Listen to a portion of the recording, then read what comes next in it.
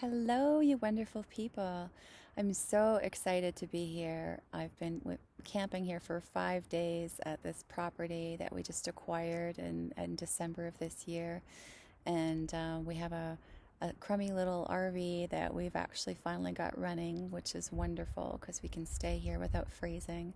And this year has been unseasonably cold. It's 2020, and we had one of the heaviest snowfalls on record and just the longest, coldest winter. But today it's April 13th, and the sun is coming out, the snow is melting, and actually getting a little bit of sun and vitamin D, which is just thrilling. And really excited to be here and to start to become one with this land, to be listening to it, getting to know it, getting to understand it. And we're hoping to have a beautiful permaculture paradise here. And this is going to be quite an exciting journey. Been looking for a few years for the right property. And this one is, well, this is actually the far easternmost edge that I'm sitting at right now because it's so nice and peaceful and has this filtered light.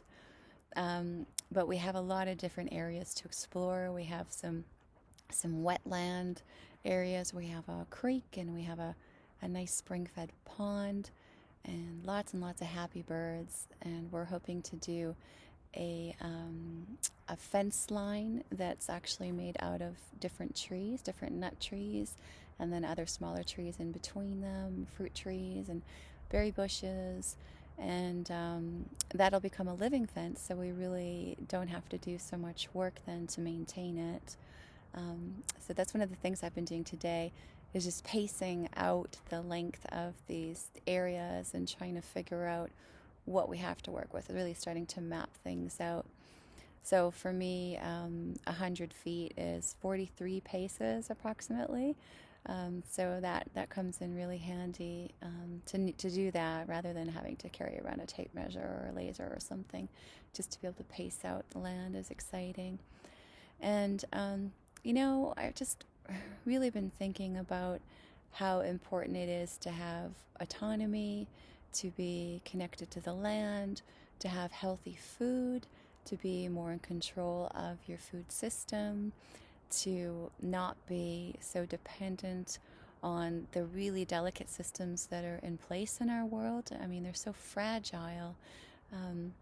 It wouldn't take very much to interrupt the systems, the food systems, that come in place in the city, and create just challenging situations for everybody within just a few days or a few weeks of being cut off from your food supply.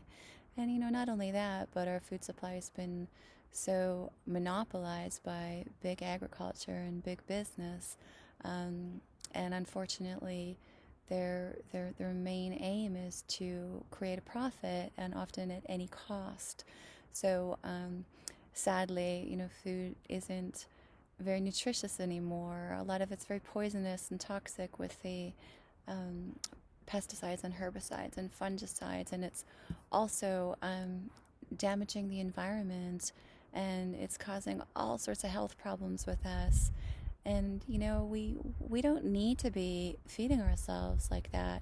We can be using more holistic permaculture type techniques, and we can be living on the land with major abundance.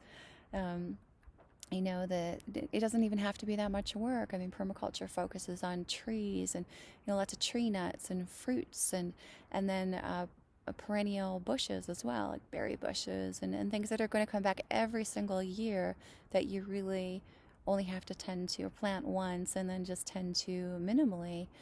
And of course, you mix in your annual vegetables there as well, or have just a veggie garden if you like it. And the great thing about permaculture is that you leave some of the land really natural, so because you don't want to exclude wildlife, you want them to come in, and they're good for the land. Their poop enriches the land. They gently scratch up the soil. You want that biodiversity. You want the life here. So one of the first things we're going to do, in addition to planting some nut trees, because they take quite a bit of time to mature, of course. We want to get some of those big trees in before we're way too old to enjoy them. And anyways, we want to also plant some trees and bushes along the boundary of the property that wildlife like deer and bear are really going to enjoy. And hopefully those can act as a bit of a deterrent from bringing them into the fruit trees that we really want to try and keep some of them for ourselves. So we'll plan for a little bit of loss, of course, but we're not going to try and exclude wildlife altogether. It plays an important role, and we want to harmoniously live with it. And we're really looking forward to this adventure. I'm very, very excited. Been waiting a long time for this, and I'm feeling inspired and just happy to share. We've got so many things we need to do here. We have to put a composting toilet in. That's one of the first things that really needs to be done. We're going to put a bunch of wood chips in piles in areas where we want to plant some trees come fall.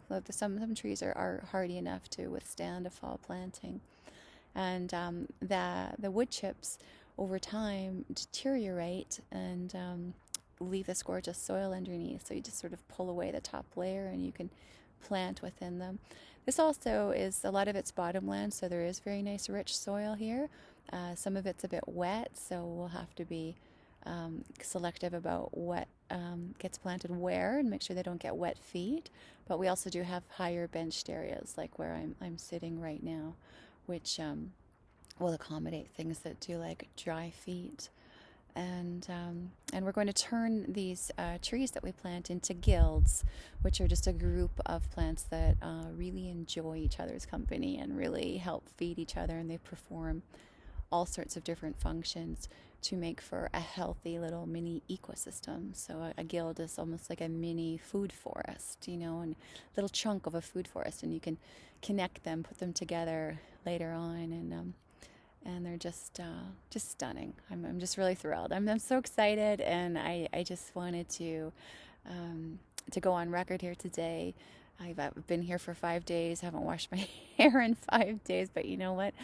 I don't care. But it'll be nice when it's warm enough to actually get in the creek and cool down.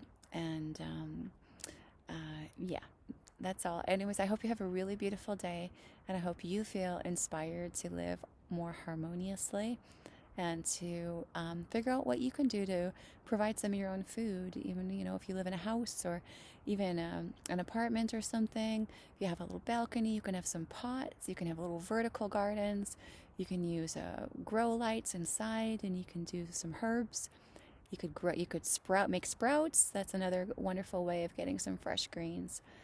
Everything that you can do is nurturing your connection to the food you eat, and also fostering really good health. So those are important things to be doing. And lots of love to you, and we will talk to you soon. Bye.